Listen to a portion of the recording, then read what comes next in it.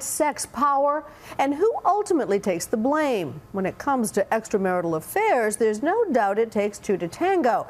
But in the aftermath of the sex scandal that brought down David Petraeus, the head of the CIA, many claim his mistress, Paula Broadwell, is taking the brunt of the ridicule. So, do women really pay the higher price when it comes to high-profile affairs? ABC's David Wright takes a look. The general and his biographer, a Washington sex scandal juicy enough to bring down America's spy master. You're watching Obvious fodder for Saturday Night Live. Next on Book Notes, author Paula Broadwell discusses All In, which opened this weekend with a parody of a Paula Broadwell book reading. Lock the door, Paula, said General Petraeus. And with my skirt still hiked up above my waist, I wordlessly obeyed. Her David Petraeus biography as 50 Shades of Grey. Pull my hair, General, I begged. Pull it hard and spank me.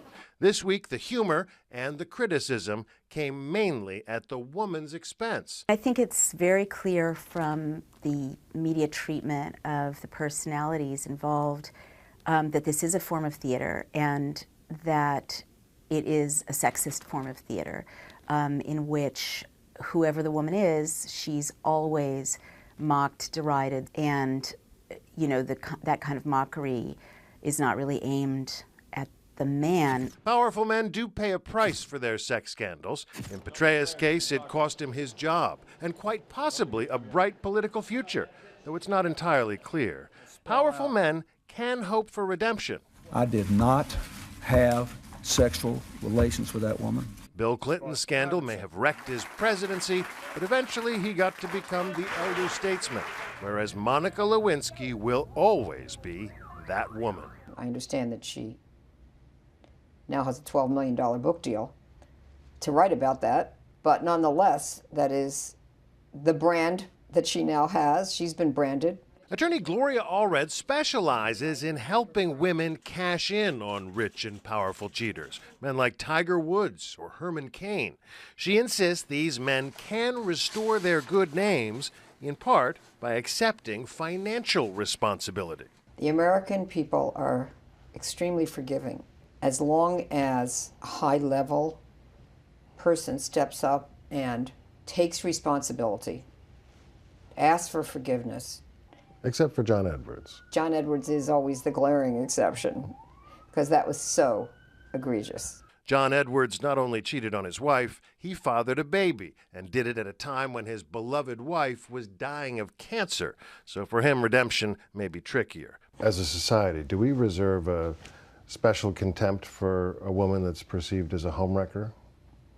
Especially when a powerful man is involved. Of course, the very question does have some sexist language in it to suggest that a woman who is having an affair with a powerful man is a homewrecker is to lay blame 100% at the foot of the woman who's involved in the affair. Sarah Simons stars in a new Canadian reality show called The Mistress. Sarah Simons used to be a mistress, which does interventions for women involved with married men. When a scandal breaks, the man always fares better. And it eludes me, to be honest, because he is the one that chose to step out on his wife, betray her, break his marital vows. In this case, it's more complicated because Broadwell is married with children.